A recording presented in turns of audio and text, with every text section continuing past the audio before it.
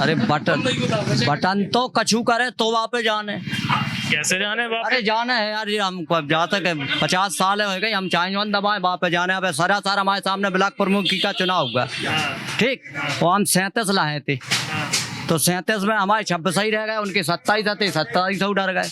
हम सब बदलाव चाहते हैं सब, क्योंकि युवाओं के प्रति यहाँ तो इस सरकार ने ना तो रोजगार देने का काम किया है सर। कहने से तो बोलने को तो बहुत कुछ बोला जाता है, जैसे कि मोदी जी ने बोला था सबको 15-15 लाख रुपए देंगे, तो क्या उन्होंने 15-15 लाख सबके अकाउंट में डाल दिए क्या? जैसे कि उन्होंने बोल दिया कि ये करेंगे वो करेंगे, बट जैसे ही जीत जाते हैं तो बस सीट पे बैठने का मजे लेते हैं आराम से। बस यहाँ के सांसद अभी भले ही मंत्री बन गए हो, बट यहाँ पे कभी उन्हें बच्चे जानते नहीं है। मैंने खुद उन्हें केवल एक ही बार देखा है आज तक। कि सबसे बड़ा मुद्दा हम लोगों की दृष्टि से अगर देखा जाए तो मेरे जो आराध्य हैं प्रभु श्री रामचंद्र जी, उनका अयोध्या में जो कि मंदिर बन रहा है, हाई कोर्ट सुप्रीम कोर्ट सब लोगों ने बोल दिया है, इसके बावजूद ही मुझे पता है स्थानीय सरकार अगर बदल जाती है तो अयोध्या में वो विकास नहीं हो पाएगा जो कि बाबा की सरकार में होगा। मुझे तो ऐसा कहीं नहीं दिखाई दे रहा है, क्योंकि इस बुंदेलखंड में आज योगी जी हैं, जनता की ये चाहत भी है कि विकास की अगर धारा बहाना है तो फिर बुंदेलखंड राज्य अलग कर देना चाहिए, क्योंकि यहाँ से जमीन से लेकर आसमान तक आपकी सरकार है, राष्ट्रपति तक है। नमस्कार, ये है सी टाइम्स नेटवर्क और आप देख रहे हैं द पत्रकार बाबू की चुनावी यात्रा क्या बोलता है बुंदेलखंड। हमने अपनी चुनावी यात्रा का दूसरा पड़ाव अब डाला है माधवगढ़ में। ये विधानसभा आती है उरई जालौन की विधानसभा सीट है। ये उत्तर प्रदेश की दूसरी सबसे बड़ी विधानसभा मानी जाती है। यहाँ पर हमारे साथ कुछ लोग हैं, स्थानीय लोग हैं, उनसे जानेंगे कि क्या मुद्दे हैं, क्या लगता है 2022 में परिवर्तन होना चाहिए कि दोबारा वही चलना चाहिए। कुछ लोग हैं, उनसे जानेंगे 2022 में किसकी सरकार आनी चाहिए। क्या नाम है आपका? प्रबल प्रताप सिंह। प्रबल जी, क्या लग रहा है 2022 को लेकर के परिवर्तन होना चाहिए कि अब दोबारा वही चलना चाहिए? मेरे हिसाब से एक बार और भी बीजेपी को समय मिलना चाहिए, अभी 5 साल। समय क्यों मिलना चाहिए? क्योंकि बहुत काम ऐसे हैं जो पेंडिंग डले हुए हैं और जिन कामों पे ये रास्ते पे चल रहे हैं, अगर सरकार चली गई तो ये सारे काम पेंडिंग में चले। ऐसे कौन से काम है जो ऐसे कि सबसे बड़ा मुद्दा हम लोगों की दृष्टि से अगर देखा जाए तो मेरे जो आराध्य हैं प्रभु श्री रामचंद्र जी, उनका अयोध्या में जो कि मंदिर बन रहा है, हाई कोर्ट सुप्रीम कोर्ट सब लोगों ने बोल दिया है, इसके बावजूद ही मुझे पता है स्थानीय सरकार अगर बदल जाती है तो अयोध्या में वो विकास नहीं हो पाएगा जो कि बाबा की सरकार में होगा। ये मेरा मत कह रहा है कि 100% बीजेपी को आना चाहिए 2022 में। क्या लग रहा है? मुझे तो ऐसा कहीं नहीं दिखाई दे रहा है, क्योंकि इस बुंदेलखंड में आज योगी जी हैं, जनता की ये चाहत भी है कि विकास की अगर धारा बहाना है तो फिर बुंदेलखंड राज्य अलग कर देना चाहिए, क्योंकि यहाँ से जमीन से लेकर आसमान तक आपकी सरकार है, राष्ट्रपति तक है। तो बुंदेलखंड राज्य अलग कर दे तो उसमें विकास होगा। और ये यूपी में जो चल रहा है, अब वो तो ये सभी जान रहे हैं कि जिला पंचायत अध्यक्ष से लेकर के और ब्लॉक प्रमुख तक कितनी बेईमानियां हुई, कैसे क्या हुआ, ये सारी अब तो ये जनता जवाब देगी, हम लोग थोड़ी देंगे। हम भी लोग भी साथ में लगे और सरकार को निश्चित रूप से ये बदलेगी। और जो बाबा जी का जो राम मंदिर बन रहा है उसमें हम लोग योगदान भी करेंगे, हर सरकार भी योगदान करेगी। अच्छे धार्मिक स्थलों को भी हम लोग चाहेंगे कि सरकारें अच्छा योगदान करें और अच्छे लोगों को सम्मानित भी करें। थोड़ा किसानों के प्रति जो चल रहा है रवैया, ये ठीक नहीं है। किसानों के प्रति जो आपने रवैये की बात अभी करी, तो मैं आपको बता दूं कि हरदोई में बाबा योगी आदित्यनाथ ने कहा है कि जो किसानों के बकाया बिल हैं उनके ऊपर कोई भी तरीके का ब्याज नहीं लगना चाहिए, और विद्युत कर्मचारियों से विभाग से कहा है कि उनके कनेक्शन नहीं काटने चाहिए। अब कैसे किसानों के प्रति वो रुख करें अपना? भाई ठीक है, अगर वो बिल नहीं काटेंगे, सरकार में है, क्योंकि जैसे विद्युत विभाग है उन्होंने कह दिया कि उचित दरों में मिलेगा था, लेकिन ये भी स्ट्राइक पे जाने के लिए तैयार हैं। अब जब ये स्ट्राइक पे जाएंगे तो उन पे भी ये असर पड़ेगा, थोड़ा जनता भी असर पड़ेगा। अब चूंकि ये खुद ये अपने आप में ये सोच लें कि हमें सरकार, अभी तक ये 5 साल सरकार चली है, अभी तक इन्होंने ये नहीं किया है, और जब भी ये चुनाव आते हैं तो बड़ी बड़ी बातें करते हैं, और बड़ी बड़ी बात करने के बाद ये वोट, जनता से वोट को ठग लेते हैं और उसके बाद में अपना ऐशो आराम करते हैं। ये तो हर सरकार करती है ऐसा।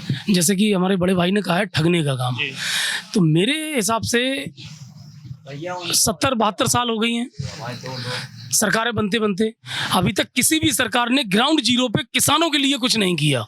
अगर मोदी सरकार ने किसानों के लिए कुछ किया है तो मेरे हिसाब से किसानों के लिए उन्होंने बहुत कुछ किया। जैसे कि फर्स्ट अगर देखा जाए तो हर किसानों के खाते में 3-3 हज़ार रुपये आ रहे हैं, जो भी आ रहा हो पैसा आ रहा है। दूसरा, अभी गन्ने का जो मूल्य निर्धारित किया गया है, किसी भी सरकार ने अभी तक इतना मूल्य नहीं किया, जो कि 290-292 अकॉर्डिंग शायद कुछ कुंटल का अभी इन्होंने सीधा सीधा क्लियर कर दिया कि अगर गन्ना और यहाँ पे जो सबसे बड़ी मंडी आप खड़े हो जिस जगह माधोगढ़ में, ये किसी समय पे घी और गुड़ की सबसे बड़ी मंडी मानी जाती थी। यहाँ तक कि आप जयपुर जोधपुर भी जाएंगे तो माधोगढ़ की प्रसिद्ध दुकानें घी की और गुड़ की वहाँ पर मिलती थी।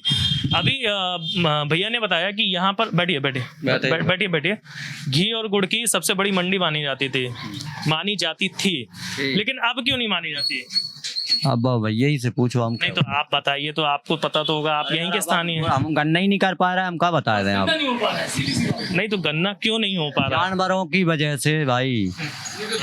हाँ, जब ये गौशाला है उनमें कर्मचारी नहीं है, गौशालाएं जो बनाई गई हैं उनमें कर्मचारी नहीं रखे गए, ना उसमें भूसा है ना कोई उसमें साधन है, इसलिए जब गन्ना नहीं होगा तो गुड़ कैसे हो जाएगा, ये समस्या है। मूलभूत समस्याएं क्या हैं इस विधानसभा की? सबसे बड़ी तो समस्या यही है कि अन्य पशुओं के अलावा और कुछ बताएंगे? नहीं, और क्या बताएं, और कुछ नहीं है हमारे पास। हाँ, और सब अच्छा है? और तो सब ठीक है, सब बढ़िया है, सब बढ़िया है, सब अच्छा चल रहा है। तो 2022 में फिर किसको दे रहे हैं आप? किसको मोहर लगाएंगे? किसपे बटन दबेगा? अरे बटन तो कछू करे तो वापस जाने, कैसे जाने वापस? अरे जाना है यार, ये हम जहाँ तक 50 साल हो गए हम चाइजवन दबाए वापस जाने। अब सारा हमारे सामने ब्लॉक प्रमुखी का चुनाव हुआ, ठीक, वो हम 37 लाए थे, तो 37 में हमारे 26 ही रह गए, उनके 27 थे, 27 डर गए। तो ये दबाव नहीं है प्रशासन का और सरकार का। लेकिन उसमें कोई दबाव नहीं चलेगा। अरे भाई कैसे नहीं दिया हमने, सामने हम वहीं थे, हमारे गांव का 2 BDC हम खुद लिए थे।